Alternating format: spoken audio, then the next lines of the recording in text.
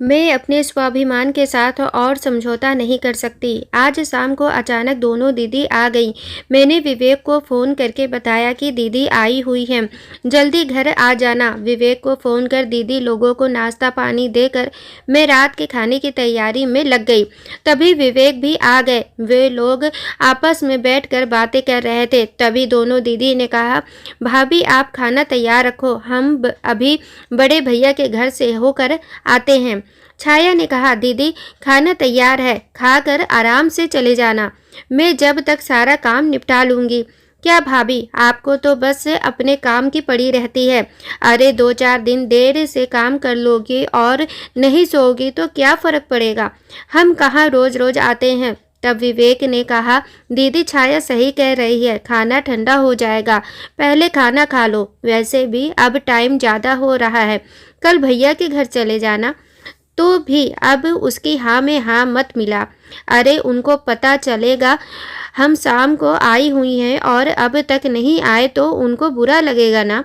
दोनों दीदी ने एक साथ कहा, हम अभी गए और अभी आए। यह कह दोनों बहनें हंसते हुए चली गईं। यह पहली बार नहीं है, छाया की दोनों नंदों की हमेशा से यही आदत है, शाम को आएंगी और फिर गप्पे लड़ाती रहेंगी। जैसे ही खाने का टाइम हुआ, दोनों बड़े भाइयों से मिलने की कह चलती बनेंगी। शुरू में तो छाया ने खाना नहीं बनाया। उसने सोचा खाना के समय वहाँ गई हैं तो खाना खाकर ही आएंगी। लेकिन देर रात आने के बाद दोनों ने साफ शब्दों में बोल दिया, छाया खाना तो हम अपनी माँ के साथ ही खाएंगे। हाँ, तुम्हें देर होती हो तो सो जाया करो, हम बना लिया करेंगे। छाया ने कहा, दीदी सोने की बात नहीं, आपको पता है ना अगले दिन मुझे ऑफिस भी जाना होता है और सभी तैयारियां करनी होती हैं, बस यही दिक्कत है और कुछ नहीं। अब तो कई सालों से छाया को इन सब बातों की आदत पड़ गई थी। सासू माँ नहीं रही, फिर भी नंदों की वही आदत। अरे बड़ी भाभी ने तो खाने के लिए बहुत जोर दिया, लेकिन हमने कह दिया विवेक हमारा इंतजार कर रहा होगा, इसलिए हम आ गए, वरना खाना दोनों ने बना दिया था। छाया को पता था दोनों बहनें झूठ बोल रही हैं और वह छाया को सुनाने के लिए यह सब बातें कहती हैं। एक दिन छाया शाम के खाने के लिए तैयारी कर रही थी कि उसकी बड़ी ननद आ गई। छाया ने नमस्ते करते हुए कहा, दीदी आपने तो आने की कोई खबर भी नहीं दी। खबर क्या देनी थी, अपना ही तो घर है। चाय नाश्ता देने के बाद छाया ने कहा खाना भी तैयार है। यह सुन वह बोली, खाना तो मैं बड़े भैया के घर से आकर ही खाऊंगी, तुम्हें जल्दी है तो तुम लोग खा लो। ऐसी बात नहीं है दीदी, वह आज मेरा व्रत था ना, तो सोचा पहले बड़ों को खिला दूं, उसके बाद ही। भाई तुझे नियमों की इतनी ही चिंता है तो थोड़ी देर रुक जा, हमें भी तो दुनियादारी निभाने दे। बड़े भैया तो पता चले तो बुरा मान जाएंगे कि मैं उनसे मिलने नहीं आई, फिर आकर खाना खाती हूँ। और ननंद रानी बड़े भैया के घर चली गई। उनको पता था छाया का व्रत है। उसके बाद भी वह रात को 11 बजे वापस आई।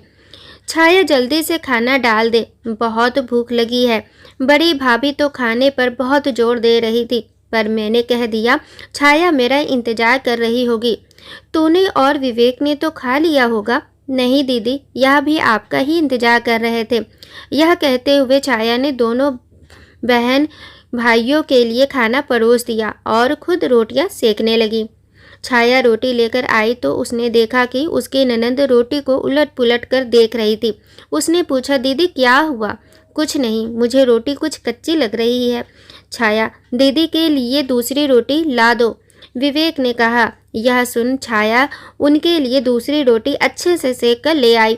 उसे देखकर भी उसके ननंद बोली, क्या छाया रोटी नहीं खिलानी थी तो वैसे ही बोल देती, क्या कच्ची रोटियां लाई जा रही है? नहीं दीदी, रोटी तो अच्छे से सेकी है। विवेक ने भी रोटी देखी तो बोला, दीदी रोटी तो सही है, तो क्या मैं झूठ बोल रही हूँ? अरे ऐसी रोटियां तो हमारे यहाँ जानवरों को दी जाती हैं। मैं तो तुम दोनों की सोच कर वहाँ भी खाना छोड़ आई।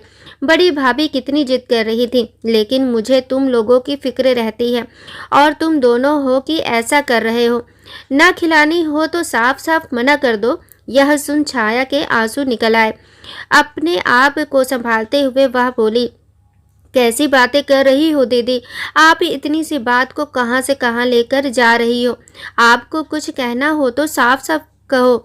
यह रोटियों का क्यों बहाना लगा रही हो? और आप यह बड़े भाई-भाभी की बात तो रहने ही दो। इतना तो आपको भी पता है कि वह आप सबकी कितनी परवाह करते हैं।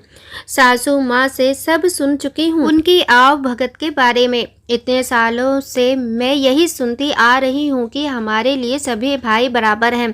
आपके लिए होंगे, लेकिन उनके लिए आपका क्या महत्व है यह तो आपको भी पता है और मुझे भी। लेकिन मैं अपने मुंह से कुछ कहना नहीं चाहती थी, लेकिन आज आपके व्यवहार ने मुझे कहने पर मजबूर कर दिया। मैंने कभी भी आप लोगों की किसी बात का बुरा नहीं माना, लेकिन आज आपने मेरे आत्मसम्मान को ठेस पहुंचाई है। मेरी इतने सालों की सेवा को आपने पल भर में मिट्टी में मिला दिया। आपसे मैं हाथ जोड़कर यही कहना चाहूँगी कि अगर आपको छोटों से इज्जत लेनी है तो बड़ों की तरह व्यवहार करना सीखें। अगर आपको मेरी कोई बात पसंद नहीं तो आप उसे प्यार से समझा सकती थी। मैं बुरा नहीं मानती, लेकिन काम भी मैं करूं और ताने भी मैं सहूं, यह अब मुझसे नहीं होगा। तेरे सामने छाया इतना बोल रही है और तू चुपचाप सुन रहा है। हम तो तुझ पर इतना मरते हैं और तू हमें घर बैठाकर बेइज्जत कर रहा है। अगर छाया ने अपनी बातों के लिए माफ़ी नहीं मांगी तो मैं फिर तेरी चौखट पर फिर कभी नहीं चढ़ूँगी। दीदी, अगर छाया गलत होती तो मैं एक बार नहीं 100 बार उससे माफ़ी मांगने के लिए कहता। आप मेरी बड़ी बहन हो, इज्जत करता हूँ आपकी, लेकिन इसका मतलब यह नहीं कि आपकी गलत बात को भी मैं सही कहूँ। वह भी मेरी पत्नी है और आज तक उसने पलटकर जवाब नहीं दिया। हर बात की एक सीमा होती है, उसका भी आत्मसम्मान है।